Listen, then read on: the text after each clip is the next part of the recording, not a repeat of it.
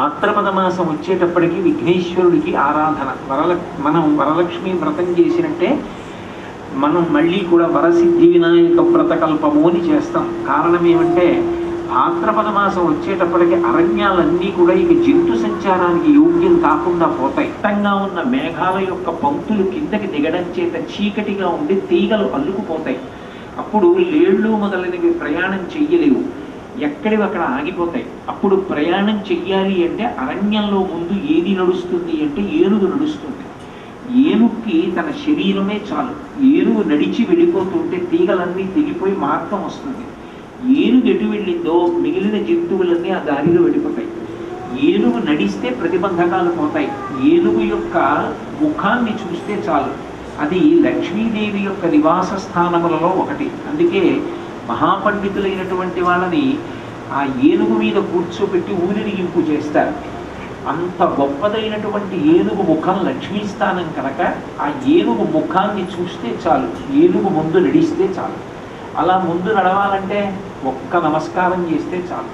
అన్నిటికన్నా విఘ్నేశ్వరుడి విషయంలో అత్యంత తేలికైన విషయం ఏది అంటే ఆయనకి సంబంధించినటువంటి ఉపాసన అంతా కూడా 16 అంకె మీద పెడుతూ ఉంటుంది. ప్రపంచంలో విఘ్నేశ్వరుడు అంతా 16 మీద సంబంధంతో ఉంటాడు. అందుకే ఆయన నామాలు కూడా 16. ఈ 16కి గొప్పతనం ఎక్కడుందంటే సుముఖశ్చైకతంత్రశ్చ కపిలో గజకర్ణక లంబోదరశ్చ వికటో విఘ్నరాజో గణాధిప ధూమకేతుర్ గణాధ్యక్ష బాలచంద్రో గజానన వక్రతుండ శూర్పకర్ణో హేరంబ స్కందపూర్వజ. షోడశైతాని నామాని చదవక్కర్లేదు, చదవాలి అని నియమం చెప్పాల విఘ్నేశ్వరుడి విషయం. పఠేత్తు శృణుయాదపి, కనీసం ప్రతి ఇంట్లో ఒకసారి పైకి లేచి చదవాలి.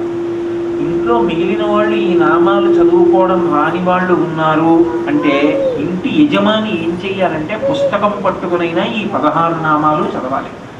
ఇవి చదివేటప్పుడు శృణుయాదపి, వినాలి.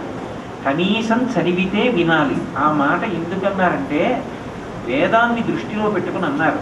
గృహస్థాశ్రమంలో ఉన్నటువంటి వ్యక్తి ఆచమనం తను చేయకూడదు. తానే ఆచమనం చేసి ఎడంచేత్తో నీళ్లు వేసుకుంటే భార్య అనుకూలవతి కాదు అని పరమేశ్వరుడితో చెప్పినట్టు లెక్క. నన్ను క్షమించండి ఈశ్వర, నా భార్య కలిసి రాదు, అందుకని నా ఆచమనం నీళ్లు నేను వేసుకుంటున్నాను అని గుర్తు. అందుకే ముందు స్నానం భార్య చెయ్యాలి. చేసి ఆయన పూజకి కూర్చుంటే మొట్టమొదటి ఆచమనం భార్య వెయ్యాలి. భార్య వేస్తే తాను ఆచమనం చేస్తాడు. ఆచమనం చెయ్యడానికి పూర్వం గణపతి నామాలు చెప్తాడు. భర్త పైకి చెప్పవలసినటువంటిది గణపతి నామం. ఆవిడ పక్కన నిలబడుతుంది. నిలబడితే ఈయన సుముఖశ్చైకదంతశ్చ కపిలో గజకర్ణక అది చదువుతాడు. ఎప్పటేత్తు శృణుయాదపి, భార్య వింటుంది. వాళ్ళిద్దరూ వింటే ప్రధానంగా ఇంట యజమాని యజమానురాలు అవి చదువుతారు కాబట్టి అప్పుడు ఆచమనం వేస్తుంది. అంటే నిర్విఘ్నంగా ఆ ఇంట కార్యక్రమములన్నీ కూడా ఒనగూడుతూ ఉంటాయి. అంటే అందరి దేవతల్లోనూ అత్యంత తేలికగా ఉపాసనని తీసుకొచ్చేసింది ఎవరి విషయంలో అంటే విఘ్నేశ్వరుడి విషయంలో తీసుకొచ్చారు. నువ్వు చెప్పక్కర్లేదయా, కనీసం విను అన్నారు. శృణుయాదపి విద్యారంభే వివాహే చ ప్రవేశే నిర్గమే తథా. ప్రవేశే అంటే లోపలికి వచ్చేటప్పుడు, నిర్గమే అంటే బయటికి వెళ్ళిపోయేటప్పుడు ఈ నామాలు చెప్పు.